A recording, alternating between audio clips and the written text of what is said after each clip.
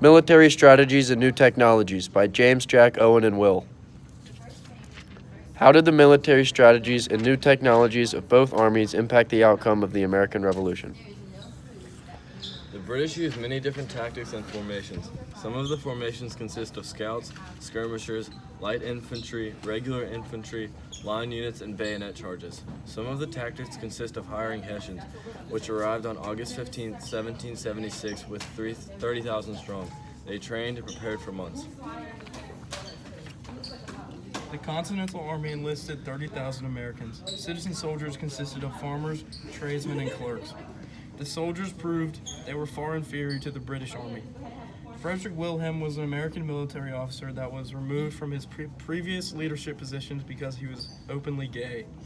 He was assigned to Washington's camp and taught the soldiers how to be disciplined and new Prussian techniques.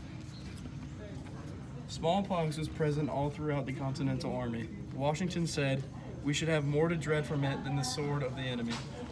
Variolation was when a small incision was made on a healthy person and a pustule of smallpox was inserted. This resulted in a minor infection with a speedy recovery and dropped fatality rate from 17% to 1%. The colonists had George Washington as their commander. He came up with the idea of guerrilla warfare. They had some disadvantages such as difficulty raising funds, leaders were weak, and some advantages were that they were in their homeland, fighting for independence, and they had a cause to die for. British advantages were in their numbers, organization, and experience. Disadvantages included fighting far from home, and the fact that supplies take a very long time to get there. The British Navy was the biggest and strongest navy in the world. They obliterated small continental brigades, but they failed to win a battle for the British supply line, which led to their loss. The Americans faced a huge disadvantage because their initial fleet consisted of converted merchant ships. 13 brigades of 5 ships with 32 guns, 5 with 28 guns, and 13 with 24 guns were deployed, and only 65 ships made it back to America out of 169 ships. This was important to history because military strategies are crucial to winning a war. If George Washington hadn't come up with the guerrilla warfare, the colonists would have lost miserably. This went against gentlemen's warfare.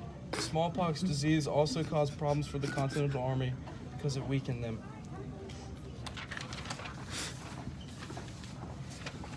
The military strategies such as George Washington coming up with guerrilla warfare that led to the victory of the colonies. Some advantages that they had right off the bat were that they were fighting on their home turf, allies with France, and the fact that they had a major cause of fighting for their liberty and freedom.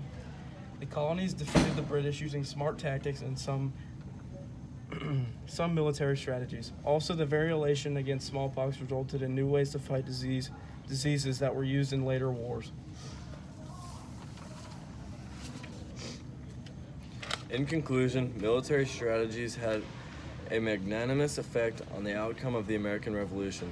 The use of guerrilla warfare by the colonial army gave George Washington and his men an advantage over the vast British army.